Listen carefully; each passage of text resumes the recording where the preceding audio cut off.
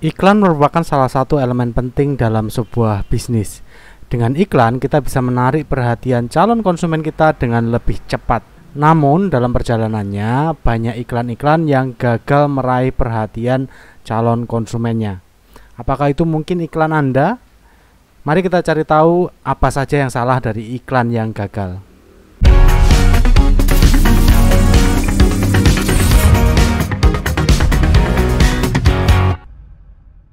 Yang pertama, biasanya iklan itu hanya berupa pengumuman saja.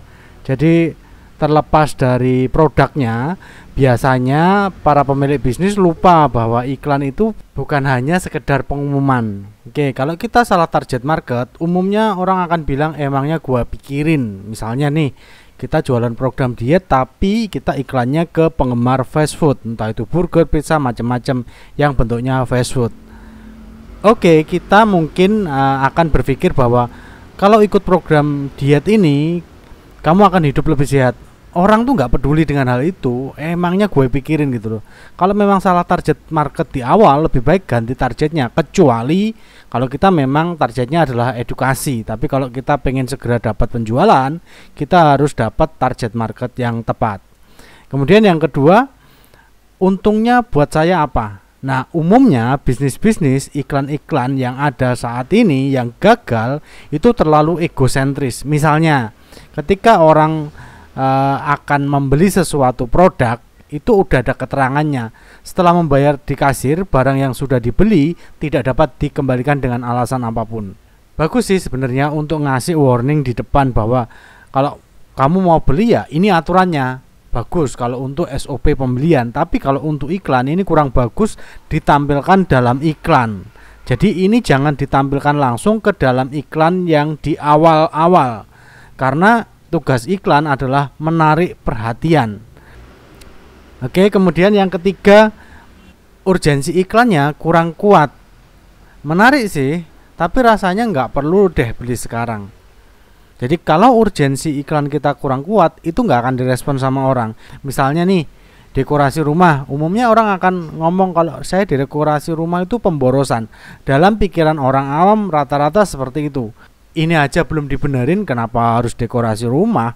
Persepsi yang ada di market itu dekorasi rumah sama dengan pemborosan. Ini market pada umumnya karena kita sedang membuat iklan untuk awal menarik calon konsumen kita, bukan ke hot market atau warm market kita. Beda lagi treatmentnya nanti. Untuk dekorasi rumah sama dengan pemborosan, berarti kita harus mengalihkan fokusnya mereka supaya dekorasi rumah itu bukan sebagai pemborosan. Kita harus bisa jelaskan kalau kita pakai dekorasi rumah yang baik, yang menarik, itu bisa jadi aset loh untuk rumah kita. Bisa dipakai untuk live shopping event, jadi itu akan nanti menghasilkan lebih banyak uang lagi, sehingga nggak hanya dekorasi rumah yang didapat, tapi juga mendapatkan profit. Itu yang harus kita jelaskan ke calon konsumen kita. Jadi jangan buat iklan yang sifatnya pengumuman. Terus kemudian yang kedua, hanya sekedar mengikuti tren. Hanya sekedar mengikuti tren ini tidak relevan dengan bisnisnya. Misalkan jasa renovasi rumah, karena ada tokoh komedian yang sedang hits, dia dijadikan bintang iklan untuk jasa renovasi rumah tersebut. Kira-kira persepsi publik ketika melihat jasa renovasi rumah menggunakan bintang komedi ataupun selebgram komedian itu gimana? Tentu main-main. Jadi orang jasa renovasi rumah itu pengennya yang benar-benar bagus hasilnya, karena ini menyangkut keamanan keluarganya dia juga. Dia nggak mau main-main, apalagi bercandaan tentang renovasi rumahnya dia. Jadi pemilihan siapa yang akan tampil, materi seperti apa, itu perlu kita perhatikan supaya relevan dengan bisnisnya. Meskipun itu sedang tren, nggak harus semuanya kita ikutin kok. Kita harus lihat relevansinya dengan bisnis kita. Kalau itu relevan, jalankan. Kalau enggak, ya tahan dulu. Kemudian yang selanjutnya, tidak memperhatikan brand image bisnis yang terbentuk karena mengikuti tren. Misalnya ya, lagi ngetren kan yang kemarin, kamu nanya, bertanya-tanya. Bayangin kalau itu dipakai untuk iklannya Apple Phone. Apa yang terjadi dengan brand image-nya si Apple Phone ini? Tentu nggak relevan, dan itu bisa berdampak buruk untuk iklannya mereka juga. Jadi mereka ketika ada tren macam-macam, nggak selalu mereka mengikuti tren, justru mereka mungkin akan menciptakan trennya. Kemudian yang ketiga, penyebab iklan itu gagal, tidak paham dengan fundamental iklan dan database. Ini masalah yang banyak sekali orang keliru nih tentang iklan. Pengennya begitu iklan langsung laris. Nggak bisa kayak gitu.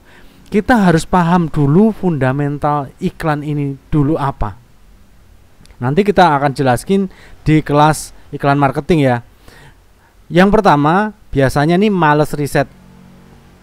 Orang yang gagal iklannya atau bisnis yang gagal iklannya, biasanya tim risetnya males. Pengennya setelah iklan diposting itu langsung diserbu pembeli. Ya semua bisnis pasti seperti itu.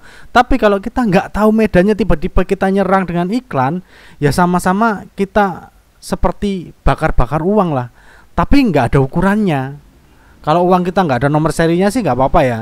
Kalau selama masih ada nomor serinya ya perlu diperhatikan benar-benar, diukur, dinilai, dievaluasi bagaimana iklan kita. Kita harus benar-benar riset secara mendalam. Lalu biasanya ini mindset yang kebanyakan orang nih, gini aja udah laku kok, ngapain juga iklan juga, ngapain juga ngumpulin database juga. Ingat nggak beberapa tahun yang lalu ketika pandemi tiba-tiba datang dan bisnis yang laris tiba-tiba tutup?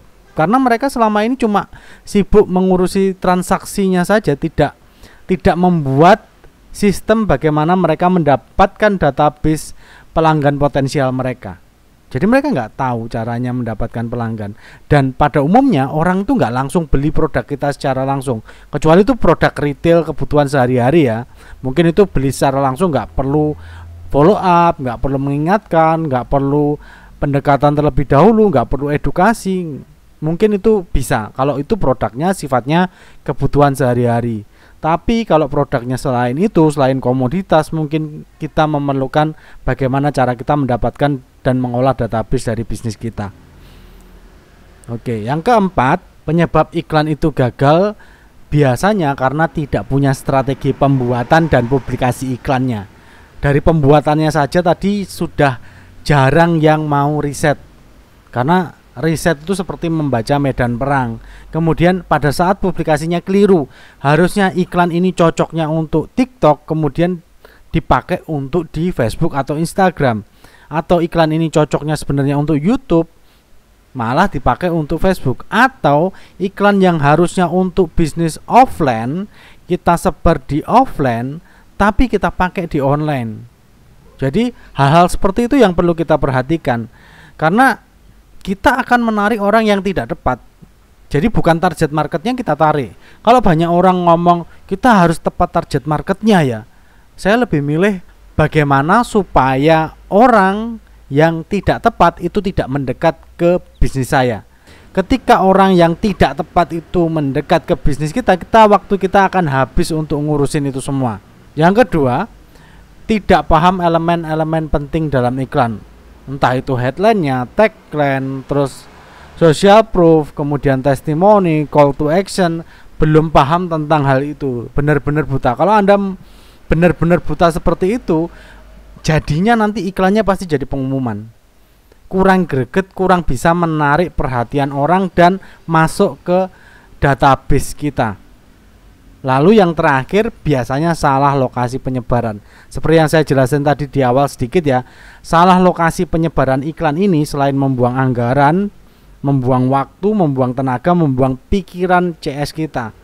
Misalkan kita punya CS, dia harusnya bisa closing untuk orang yang tepat. Akhirnya ketika salah lokasi penyebarannya, ya dapatnya mungkin hanya sekadar obrol-obrolan saja. Itu kalau baiknya. Kalau nggak baiknya mungkin orang-orang nggak jelas akan ngerespon iklan kita.